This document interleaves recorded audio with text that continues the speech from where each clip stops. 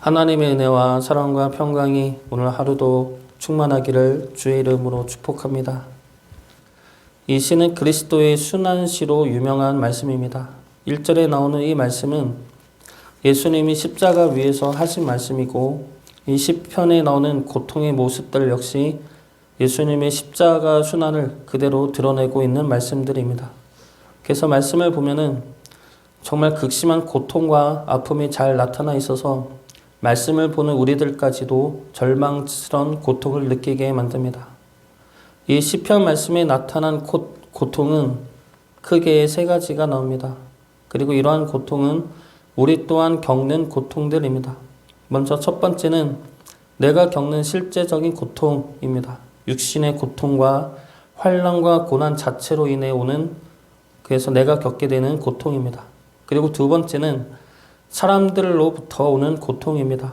원수들의 조롱과 비아냥과 멸시와 천대로 인해 겪는 고통입니다. 그리고 세 번째 고통은 하나님으로부터 버림받은 고통입니다. 하나님의 침묵으로 인해 버림받은 것 같은 고통과 두려움이죠. 내가 실제적으로 느껴지는 고통과 사람들의 적대감과 조롱, 그리고 하나님조차 침묵하심으로 이 모든 것들이 하나님에게 버림받은 결과인 것 같은 고통, 이 세 가지 고통은 나눠서 오는 고통이 아니라 보통은 같이 오게 되는 고통입니다. 그러나 고통은 세 가지이나 해결책은 하나이죠. 바로 하나님입니다. 하나님을 구하고 찾음으로 하나님으로 인해 구원에 이르게 되는 것이죠. 이것이 시편 기자들이 동일하게 구하는 기도이고 승리에 이르는 기도입니다. 오늘 말씀도 고통과 아픔에 대해서 토로하지만 결국은 하나님의 승리를 믿고 찬양함으로 끝납니다. 이것이 우리가 고난을 이겨내는 유일한 방법이기 때문이죠. 오늘 말씀은 크게 두 부분으로 나눌 수가 있습니다. 첫 번째 부분은 1절부터 21절까지로 자신의 고난에 대한 기도입니다. 그리고 두 번째 부분은 22절부터 31절까지 말씀으로 하나님을 향한 찬양과 승리에 대한 고백입니다. 그 중에 첫 번째 부분을 보면은 자신의 고난에 대해서 이야기하지만 동시에 그럼에도 불구하고 하나님을 믿는 이유들에 대해서 나옵니다. 하나님에게 버림받은 것 같은 상황에서도 내가 하나님을 믿는 이유, 그것이 세 가지로 나오는데 첫 번째 이유는 조상들의 경험이 있기 때문입니다. 조상들의 경험이 있기 때문에 하나님을 믿는다는 것이죠. 3절부터 5절까지 말씀 보겠습니다. 이스라엘의 찬송 중에 계시는 주여, 주는 거룩하시니이다. 우리 조상들이 주께 의뢰하고 의뢰하였으므로 그들을 건지셨나이다. 그들이 주께 부르시서 구원을 얻고 주께 의뢰하여 수치를 당하지 아니하였나이다.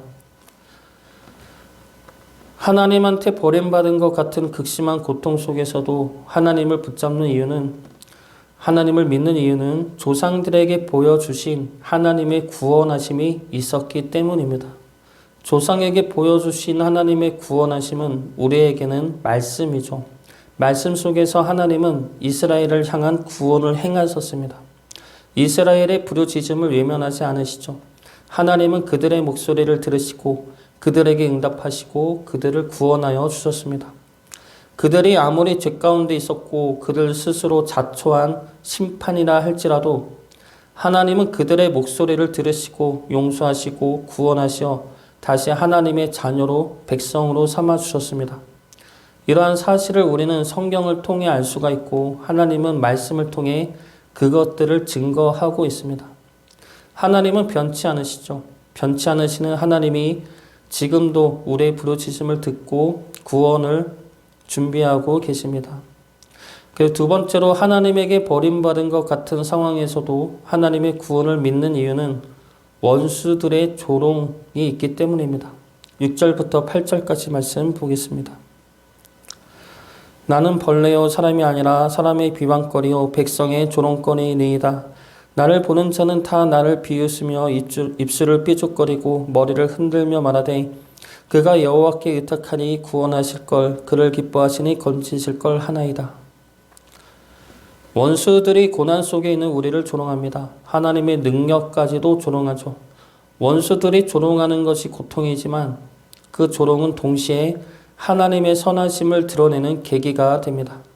왜냐하면 하나님은 하나님의 백성들을 원수들의 조롱 속에 내버려 두는 분이 아니기 때문입니다. 자녀를 억울한 아픔과 고난 속에 두는 부모는 없습니다. 자녀를 괴롭히는 자의 편에 서는 부모도 없습니다. 부모는 자녀 편이고 자녀를 사랑하고 있음을 드러낼 수밖에 없습니다. 하나님도 마찬가지이죠. 하나님은 자신의 자녀들이 억울한 조롱과 비난에 내버려 두지 않으십니다. 하나님은 자신의 자녀들을 향해 하나님이 누구의 하나님인지를 드러내십니다. 예수님이 십자가에 달리실 때 모든 이들이 예수님을 조롱했지만 하나님은 예수님을 부활시키셨습니다.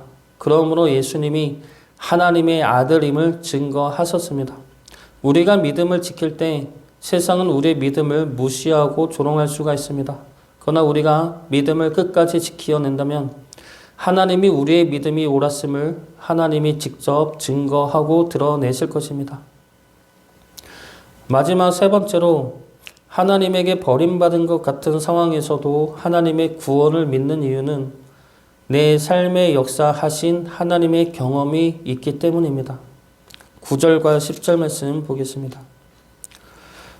오직 주께서 나를 모태에서 나오게 하시고 내 어머니의 젖을 먹을 때에 의지하게 하셨나이다. 내가 날 때부터 주께 맡긴 바 되었고 모태에서 나올 때부터 주는 나의 하나님이 되셨나이다. 시편 기자는 모태에서부터 하나님이 나를 창조하셨고 태어날 때부터 하나님을 믿게 하셨다 말합니다. 이 고백은 내 삶에 분명하게 역사되어진 하나님의 경험이 있다는 것이죠. 그러므로 하나님이 예전에 역사하셨듯이 지금도 역사하실 것이라는 믿음을 갖게 된다는 겁니다. 제가 전도사 때 교회 개척을 하려 할 때 지방 목사님 중에 한 분이 이런 말씀을 저에게 해 주셨습니다.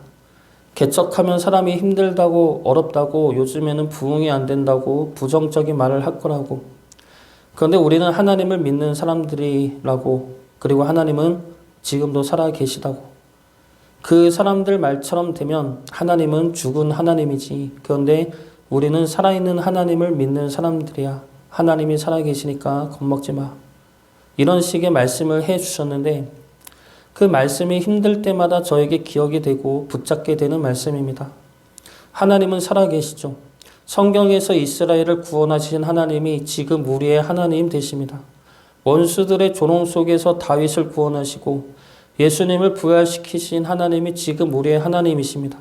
그리고 우리를 지금까지 인도하시고 보호하신 하나님이 지금도 우리를 인도하고 계십니다.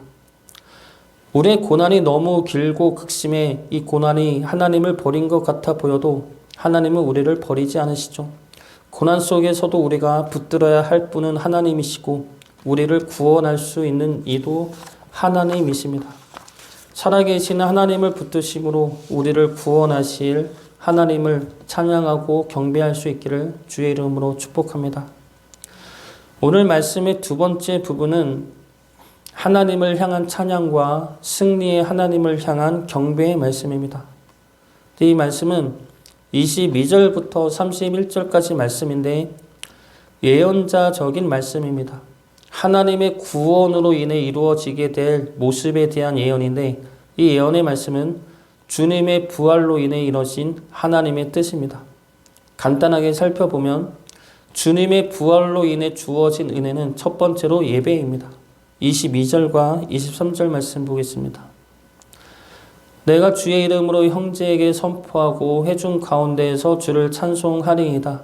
여호와를 두려워하는 너희여 그를 찬송할지어다. 야곱의 모든 자손이여 그에게 영광을 돌릴지어다. 너희 이스라엘 모든 자손이여 그를 경외할지어다. 주를 찬송하고 영광을 돌리고 경외를 하라는 것은 하나님께 예배를 드리라는 것입니다. 그런데 이 예배는 구원받기 위해 드리는 예배가 아니죠. 이 예배는 나를 구원하신 하나님을 향한 감사의 예배입니다. 하나님은 예수님을 통해 우리를 구원하셨습니다. 죄의 노예와 죽음의 종으로부터 우리를 구원하시고 하나님의 자녀로 삼으시고 하나님의 품 안에서 영원한 생명을 누리게 하셨습니다. 그래서 우리로 하여금 감사 예배를 드리게 하시고 하나님은 그 예배에 함께 하시어 우리와 함께 기쁨과 즐거움을 누리십니다. 그 영광과 그 은혜가 우리에게 임하여진 것이죠. 주님의 부활로 인해 주어진 두 번째 은혜는 하나님이 곤고한 자의 하나님이 되셨다는 겁니다. 24절 말씀 보겠습니다. 그는 공고한 자의 공고를 멸시하거나 싫어하지 아니하시며 그의 얼굴을 그에게서 숨기지 아니하시고 그가 울부짖을 때에 들으셨도다. 하나님은 공고한 자의 하나님이십니다. 스스로 의롭다 여기거나 율법을 지킴으로 교만에 이르는 자의 하나님이 아니시죠. 하나님은 자신의 죄를 깨닫고 자신의 무력함과 약함을 아는 이들을 사랑하시고 그들의 기도를 들으시고 응답하시는 하나님이십니다. 그리고 그런 공고한 자, 약한 자가 바로 우리들이죠. 하나님은 우리의 죄악과 약함에도 불구하고 우리를 사랑하시고 우리를 구원하십니다. 그것이 구원에 이를 수 없는 우리를 구원하신 하나님의 은혜가 되는 것이죠. 주님의 부활로 인해 주어진 은혜 세 번째는 모든 이들의 하나님이 되셨다는 겁니다. 27절과 28절 말씀 보겠습니다. 땅의 모든 끝이 여호와를 기억하고 돌아오며 모든 나라의 모든 족속이 주의 앞에 예배하리니 나라는 여호와의 것이요 여호와는 모든 나라의 주제심이로다. 주님의 부활로 인해 모든 이들에게 구원의 길이 열렸고 그 기쁜 소식이 복음이며 그 복음은 우리 믿는 이들을 통해 모든 나라 모든 족속에게 들려질 것입니다. 그러므로 하나님은 모든 이들을 구원하실 하나님의 뜻을 이뤄내셨습니다. 시편 22편은 그리스도의 순환으로 시작이 되지만 그럼에도 불구하고 하나님의 구원을 믿는 믿음 시이며 끝내는 모든 이들을 구원하시는 하나님을 향한 찬양과 경배로 끝나는 시입니다. 주님은 승리하셨고 하나님의 말씀은 반드시 이루어질 것이며 하나님의 구원과 역사는 우리 삶 가운데 분명히 이루어질 은혜입니다. 고난 속에서도 하나님의 진실하심과 구원의 능력을 믿고 버팀으로 끝내는 하나님을 찬양하며 하나님의 승리를 누리는 주의 자녀 되시길 주의 이름으로 축복합니다.